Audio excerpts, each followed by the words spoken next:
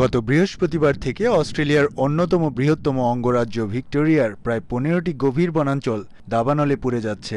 দাবানলে ইতিমধ্যে ১৫,০০০ হেক্টর বনাঞ্চল পুড়ে গেছে। মেলবোর্নের অদূরে ১২টি উপশহর জনশূন্য হয়ে পড়েছে। জরুরি সতর্কাবস্থা জারি থাকায় শহরের বাসিন্দারা ঘরবাড়ি ছেড়ে নিরাপদ আশ্রয়কেন্দ্রে অবস্থান নিয়েছে।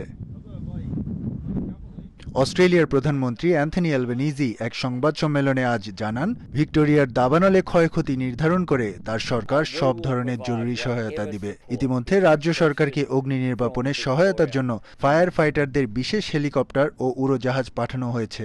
দাবানলে ক্ষতিগ্রস্ত লোকালয় ও আবাসস্থল দ্রুত পুনর্নির্মাণে প্রতিশ্রুতি দিয়েছে কেন্দ্রীয় সরকার।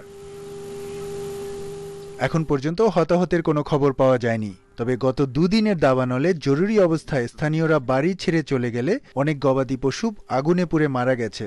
২,০০০-এরও বেশি নাগরিক পশ্চিমের উপশহরগুলো ছেড়ে রাজ্যের রাজধানী মেলবোর্ন থেকে ৯৫ কিলোমিটার পশ্চিমে বালারাজ শহরে অবস্থান নিয়েছে। ১ মিনিটে নগদ ইসলামিক অ্যাকাউন্ট খুলতে ডায়াল করুন *167#। আজ তাপমাত্রা কিছুটা কমে এলেও তীব্র দমকা হাওয়ায় দাবানল দিকবিদিক ছড়িয়ে পড়ছে। আবহাওয়া অধিদপ্তর জানিয়েছে, আগামী সপ্তাহের মাত্রাতিরিক্ত গরমে দাবানল আরও ভয়াবহ রূপ ধারণ করতে পারে। এস এম আমিনুল রুবেল, সময় সংবাদ, অস্ট্রেলিয়া।